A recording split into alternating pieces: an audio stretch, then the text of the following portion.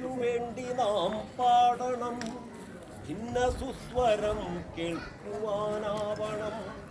മനുജസാധ്യങ്ങളൊക്കെയും വിളയുവാൻ അയൽ ഹൃദയങ്ങളൊക്കെയും കവരണം. ഞങ്ങളുടെ നേതൃത്വം ഞങ്ങളോട് പറഞ്ഞിരിക്കുന്ന മനുഷ്യരുടെ എല്ലാ നന്മയുടെ സാധ്യതകളും വിളയിക്കാൻ എല്ലാ അയൽക്കാരുടെയും ഹൃദയം കവരാൻ വേണ്ടത് പ്രവർത്തിക്കുമെന്നാണ് ഞങ്ങളോട് പറഞ്ഞിട്ടുണ്ട്. ഞങ്ങൾക്കതിൽ അഭിമാനമേ ഉള്ളൂ. ഇത് ചെയ്യാൻ നിങ്ങളും പ്രാർത്ഥിക്കും.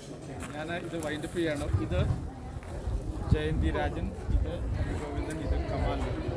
ഞങ്ങളുടെ മുന്നിലുള്ളത് മലയാളം എന്ന വിശ്വാസമാണ്, മലയാളി എന്ന അഹങ്കാരമാണ്, അല്ലാതെ ജാതി മത ചിന്തകളല്ല. മതേതരത്വം വിജയിക്കട്ടെ എന്ന വലിയ മുദ്രാവാക്യവുമായിട്ട് ഈ തൃക്കൈപ്പറ്റയിലെ ഭവന പദ്ധതിക്ക് മുമ്പിൽ ഇവിടുത്തെ നിവാസികൾക്ക് ഇനി വരാനുള്ളവർക്കൊക്കെ നന്മകൾ നേർന്ന് അവസാനിപ്പിക്കുന്നു. അഡ്വക്കേറ്റ് കൃഷ്ണകുമാർ കൂടിയുണ്ട്. താങ്കൾ പത്തനംതിട്ടയിൽ നിന്ന് 2 വാക്ക് ഇതിനെക്കുറിച്ച് പറഞ്ഞിട്ട് നമുക്ക് വൈകിപ്പിക്കാം. ഇതൊരു ചരിത്ര നിമിഷമാണ്.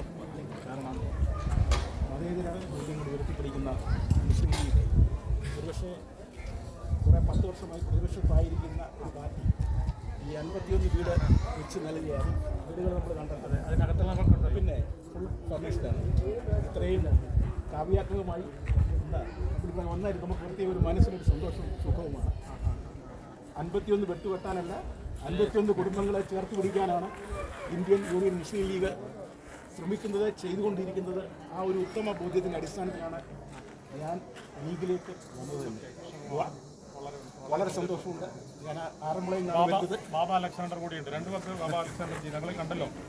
ഞങ്ങളെ ഒരുപാട് സന്തോഷം, പറഞ്ഞറിയിക്കാനാവാത്ത സന്തോഷം. അപ്പം ഞാൻ ഈ 51 വീട്ടുകാർക്ക് എൻ്റെ വകയായിട്ട് ഒരു ചെറിയ ഗിഫ്റ്റ് കൂടെ കൊടുത്തു. അപ്പം ഞാൻ അവരോട് പറയുന്ന പറഞ്ഞാൽ നിങ്ങൾ റിയൽ കേരള സ്റ്റോറി സൃഷ്ടിച്ചതാണ്. അപ്പം നിങ്ങളെയാണ് ആദ്യം ഞങ്ങൾ അപ്രീഷിയേറ്റ് ചെയ്യുന്നത്. അപ്പോൾ ഈ ഒരു വലിയ ദുരന്തത്തിൽ നിന്ന് ഉയർന്നു വന്ന ഫീനിക്സ് പക്ഷികളെ പോലെ ഉയർന്നു വന്നാണ്. അപ്പം അതുപോലത്തെ ഒരു സന്തോഷം. 6 വീട് കൂടി കണ്ടിട്ട് അതെ. എന്തായാലും